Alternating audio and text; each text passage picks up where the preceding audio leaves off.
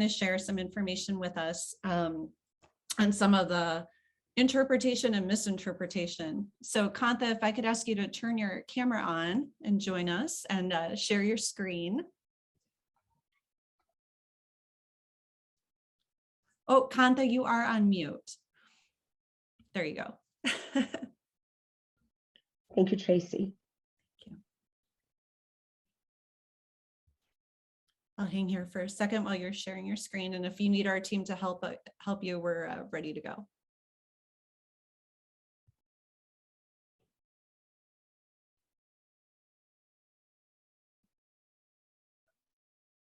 Can you see it? Not quite. Yep, now we can. And you look and sound good. So I'm going to sign off and then I'll come back for the Q&A. Thanks, Kantha. Thank you.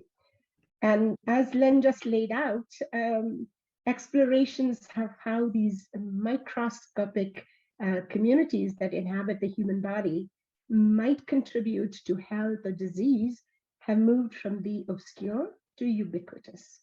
So the past decades, we've got studies that link our microbial settlers to conditions from autism, cancer, diabetes, performance, and a number of other things. The scientist in me, however, is very concerned about the integrity and the practicality of what we have. So the history of science is replete with examples of exciting new fields like the human microbiome that promised a gold rush of medicines and health insights, but fizzled to give place to yet another field that would deliver on these promises. So it's delivering on these promises that really marks a success in health and wellness. And the field of human microbiome requires skepticism and years of slogging to deliver even partially on all the promises we've made. So as excitement over the microbiome has filtered beyond academic circles, the potential mischief that can be wrought by misunderstanding encompasses journalists, funding bodies, marketers, scientists themselves, and the public. To separate fact from fiction, microbiome science needs a healthy dose of skepticism. Those interpreting scientific research on the body's microscopic communities should ask these 5 questions, and I'll deal with them a little later. But these apply to protect all involved, from the scientist to the investor, to the marketer, to the end user, from getting carried away by the hype. So Norman Rockwell, the American artist's famous rendition of gossip, applies in the communication of concepts about the human microbiome. So the story that started on the top left-hand corner of this image is not misinterpreted or distorted as it goes to the various entities till it reaches the consumer in the bottom right.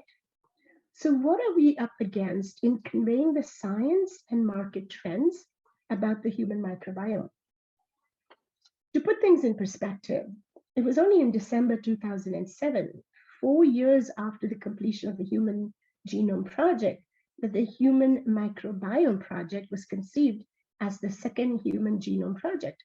So it focused on microbial communities, their genomes in the human body, and it's collectively known as the microbiome.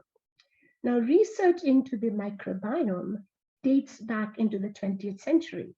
It's the 21st century, however, that has witnessed a paradigm shift from microbes being viewed as infectious pathogens that we should avoid to being valued for their crucial role that they play in the ecosystems and how they function.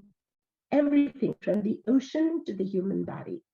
So this is a relatively new science with a very unique outlook, and it conveys its findings to the market, which includes policymakers, governments, investors, and the public at large. This requires a certain amount of expertise. It requires domain expertise, because this is a science that is based on a number of disciplines, and that those disciplines require fundamentals in microbiology, human physiology, medicine, disease, and the interpreter must have the subject matter expertise to understand what matters most And they also need to have expertise in data science. So this includes mathematics and statistics, so they can identify the correct data sets that are being used to identify what is significant. Lastly, they also have to be experts in communication so that they can clearly articulate the findings without resorting to adjectives and superlatives to engage and wow the audience. It has to be provided as a matter of fact.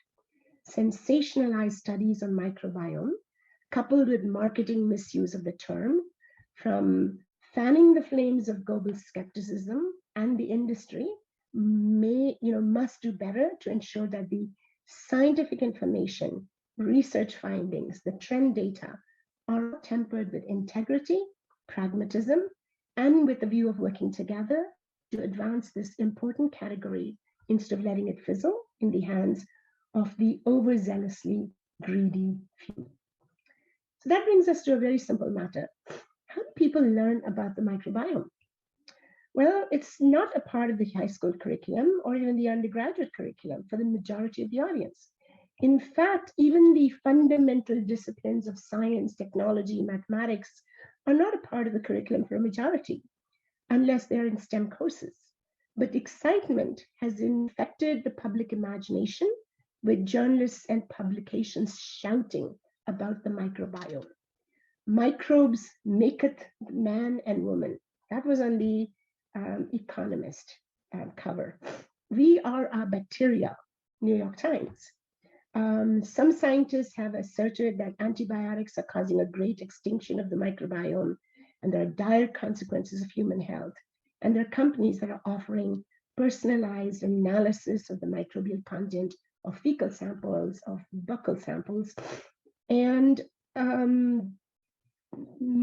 it's a minor detail that the separate analysis from the same person can vary, even when the same stool sample or in the mouth, depending on what time it is taken, and definitely during the day or different times of the week. So what are we basing all of this on? And how are we making all these promises? This is a very, very important thing to keep in mind. So let's start with how the microbiome is defined. In science, like in law, and I teach both food science and food law / food safety regulations, the definition is a very important concept. So here's a schematic that highlights the composition of the term microbiome. So when you talk about the microbiome, you're talking about the microbiota, which is the bacteria, the archaea, the fungi, the protists, etc., that go in the creatures, and the theater of activity. This is everything from their structural elements to their environment to what they produce. And this is very important. So when we are reading a trend piece or a scientific literature, it's really important to identify where on this map of this schematic is that particular study, so that we can have our bearings about the species. Are we talking about one particular species, a number? Are we talking about the structural elements? Are we talking about the environment, both internal and external, in their world and in ours? Or are we talking about what they're producing, the metabolites? Very, very important. In the human microbiome, there's another thing that happens. It's the microbial network and interactions.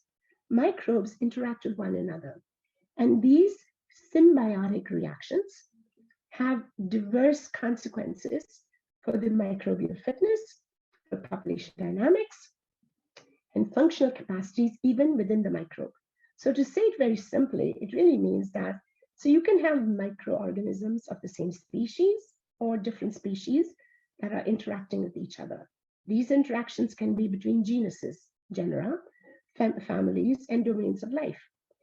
These interactions can be positive, so that's the mutualism, the synergism, or the commensalism, or they can be negative, which is amensalism, or predation, or parasitism. All of these are negative, antagonism, competition, or they could be neutral. And the surrounding environment conditions then have to deal with what has been produced. So this definition is based on that of the biome, the biotic, and abiotic factors of a given environment. But what we see in the literature today, scientific and popular literature, is there is a lot more new terminology showing up. So they're increasingly using words like the bacteriome, the archaeome, the microbiome about fungi, and virome. And that can be very confusing. I believe in simplicity. It would be much better if you could just use the original terms: bacterial, archaeal, fungal. So much easier, and consumers would get it. But what is important that is in science, in addition to definition, we also have to pay attention to the method. Who is there? What is the microbe? What are the microbes? How many of them? What is their potential? What can they do? What are they doing? What have they been doing? Very, very important. Remember, microbial studies and microbiome studies use microscopy. They study the DNA, they study the RNA, then they study the protein and the other metabolites. And in that order, the focus of these studies then shifts from the microbial potential, learning about the available bacteria in a given habitat, over the metabolic potential, deciphering the available genetic material, going towards microbial functioning, that is, the discovery of their pathways and what are they doing. A responsible article or report, scientific or not, describes the methods, clearly explains the context and the magnitude of what is being reported or studied, and why it matters to the reader, the audience. As you can see, misinterpretation and distortion are inevitable when one talks about the trend and scientific data on the human microbiome, because of the complex maze that forms the backdrop. And this complex maze is our reality. It's yours and mine, and anyone else who's considering a microbiome-based product or therapy, regardless of whether it's pro, pre, syn, postbiotic. The human microbiome is veritably our last organ, a frontier that could do so much for all of us if we ensured domain expertise, data expertise, and responsible communications to convey with integrity and without distorting or vested interest. So terms like disruption, breakthroughs, game changers, bandied about by journalists and even scientific press writers of different companies have helped transform this formidable science into a very fertile land for investors and marketers. Research on the human microbiome has advanced from a fledgling field since only 2007 or so not even 14, 15 years. And it's now about 1.7 billion that has been invested in the medical research alone over the past decade. And promising results from the microbiome are boosting the whole microbiome market and private investment to companies and startups and anything around it. And in addition to human health, microbiome research also provides a foundation for a much broader scope of applications. So advances in engineering, the environmental microbiome, so we could have potential to replace toxic chemicals in the agriculture, in the horticulture, and aquaculture, and simulate a more sustainable use of environmental resources, as well as food processing, if we only stick with what is real, what's pragmatic, and what it should be. And that is important.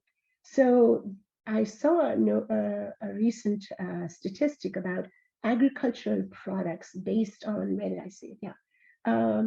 Based on the microbiota are one of the fastest growing sections in agronomy, with a compound annual growth rate of 15 to 20%. No wonder investors are so interested in it, and a predicted value of over $10 billion by 2025, just 4 years. So a word of caution to those who are interested in long-term stability and continued consumer trust in this field, to watch out for spinning science and overhyped headlines and snarl statistics, because these can lead the readers astray and they can lose trust in us very, very quickly. I always say this, like a house built on sand, the microbiome, therapy, product, science, research, etc., is no better than the facts upon which it is based. This, by the way, is actually taken from a 1982 litigation in California and is given to all of us who are in the expert witness field. I do a lot of expert witnessing in food industry and supplement industry litigations, and where we are cautioned, whether we are consulting or a testifying expert, about the integrity of what we are presenting, and that our opinion is no better than the facts upon which we base it. And this applies to the microbiome too. So at the moment, disseminators and audiences should note that the headlines that are used when it's related to the human microbiome are not the takeaway. So headlines often distort scientific findings. They confuse the public. If they're too technical, they've lost the public.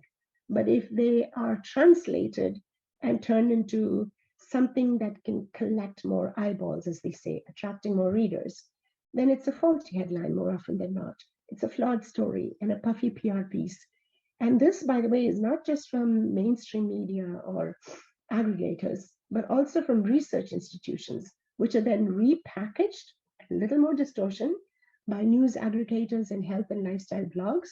And this leads to even more overhyped headlines, and misinformation crowds the social feeds and confuses the public and makes promises that companies just cannot deliver on. So I serve as a science communicator and as part of the science communication community for 3 different professional societies: the American Society of Nutrition, American Chemical Society, and the Institute of Food Technologists. How we communicate can define the success of the field. And it's really important to note how scientists speak and what's really important. So you've probably heard, in science press conferences where somebody from the audience will shout, "In English, please." Because what they're really asking for is, who are you talking to? What are the 2 or 3 points you want to convey to us? And when is this relevant? Where and which medium are you using? So can we put this in everything? Or is it only certain areas? And why should our audience care?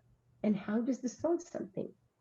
And I often work with scientists to help them explain findings in an elevator pitch. So I've done this with numerous scientists, asking them, what is a 10-second lay-friendly soundbite so that a 5th grader gets it? And when they are asked, this is what they say.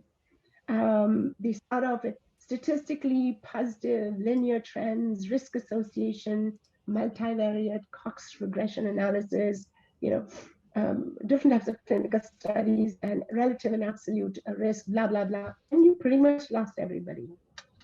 So I always suggest to those who are working in science and interpreting it to the audience, whether investors, to other researchers, or the public at large, to please do this in such a way that you can actually ensure that this field continues to grow with understanding and fans, instead of being something that's confusing. So do reach out to health and science journalists so that they can turn your scientific papers into, and all the complicated data, into something that's understandable for the lay reader. About 10 years ago, by the way, and this can be done. So 10 years ago, as part of the IFT communications group, we walked up to Wall Street Journal and suggested to them a 1-hour meeting where we could help them understand what a science and scientific journalist could do for them, and what a scientist could help them with. We were surprised that 1-hour meeting turned to a 4-hour meeting. And even today, they reach out to us before they publish a paper, and they've encouraged some of their sister journal publications to do that. And I wish that we could, those of us in the Human Microbiome Project, would also do this, so that there is less misinterpretation and less distortion. And a special thanks to Nathan Gray and Len Monaghan for sharing this article, which you see on the bottom left-hand corner, Nature Medicine. I encourage you to read it. So this slide and the next slide shows you something very simple. So here's a finding about a commercially available lactobacillus strain that did not improve treatment of children with acute gastroenteritis. But what the lay press, and we're not talking about Good Housekeeping or a Lucky magazine, but we're talking about, Science Daily and Medscape and MedPage Today, where they turn the commercially available lactobacillus strain to probiotic. And then they go on to say probiotics show no effect, no benefits, not effective. And that destroys not only the study, but also the confidence of consumers who have been relying on probiotics responsibly for various gastroenteritis-related issues. Here's another one: oral supplement of a particular strain of Lactobacillus plantarum, and that with the fructo-oligosaccharide. So there is a conditional statement. But what happens? We've even got nutra-ingredients, a journal that I read quite a bit, or NPR in Nature, turning that into probiotic, and then with a flat paintbrush, destroying everything that they had about probiotics, prebiotics, and stuff that took us so long to help consumers to understand and to change their ways about how this is good for them. This is quite difficult. Now, microbiome literacy and technology assessment really requires a lot more. And an important part of this is this schematic that I show here, where the balloons are the possibilities, and what you see, the sandbags below, are the conditions. So the higher the balloon, the closer the clinical applicability, which then brings a very important question. When you see something about probiotics, modulation by diet, phage therapy, or postbiotics, the question is, are they riddled down with adverse effects, public opinion? Does heritage matter? Because it's not a one-size-fits-all. So heritage matters. The species matters. Was this done in mice or men? And the geography, where was it done? Because the environment where we live is so significantly different. And then there are, technical limitations. So all of this comes into play. If we could keep this in mind when we report on microbiome-related materials, we would do a lot of good, not only for the field, but also to consumers. And they will get it, and so will the practitioners. So the questions that I would ask are these 5 questions. Can the experiment detect differences that matter? Pardon me, while I do something here. Thank you, Robitussin. So do studies show causation or just correlation? Very, very important. What is the mechanism? How much reality do the experiments really reflect? Could anything else expect or explain the results? And if you can ask these questions every time you read something to do with the human microbiome, the rewards you get are you really are going towards a healthy gut, nutritious food, clean and sustainable environment, something that can be continued in a responsible manner. So the solutions and suggestions that I would have for those of us in this field is to state the limitations of published studies in non-technical language. When we use technical jargon, we confuse the public. But when we translate it, and if we don't translate the responsibility, we often end up misleading our consumers and the reader. And the subject matter expert can provide the oversight of lay publication and news reports. By the way, many scientific societies now use that, and that's an important one. So if you're writing for the lay person, do reach out to them. And this service is free, by the way. Fact check. When I am quoted in publications, if there is no fact check, I immediately know that this publication does not really follow up and does not check on things. So in my estimation, they're only as reliable. There's also some independent assessment that you can do to vet the research findings and anything that's potentially groundbreaking. Have a scientific communications team. Have it in a multidisciplinary manner or an advisory board, because they bring in different perspectives and they can review emerging concepts and engage professional societies and communicators. Sorry about that. Not sure how that happened. So some enterprises will use students because they think if you're using a student, it is less expensive. But you run the risk when using students of not having tempered. Sorry about this. Let me try again. No problem. Thank you, Kantha. I'm not sure what happened. Okay. And some enterprises will use students. And what happens is that you end up potentially risking misinformation. Very, very important. To avoid misinterpretation and distortion is really important to future-proof microbiome-associated opportunities. And that's for all of us who are on this call today. And something I tell people is the path to hell is paved with the best of intentions, but the road to good intentions is paved with plaintiff lawyers. And we really have to watch out for that.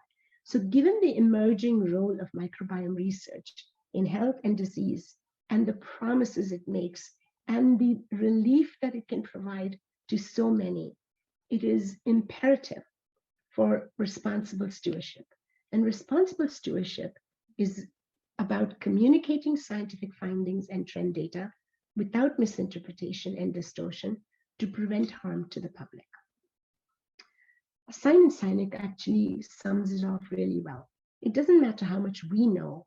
What matters is how clearly others can understand what we know. So history tells us that beyond just making us feel good and entertain, storytelling can affect change. So we can use storytelling to convey stories about the microbiome, but it's also important to science communication with the scaffolding of storytelling and securing it tightly with facts that matter. Thank you.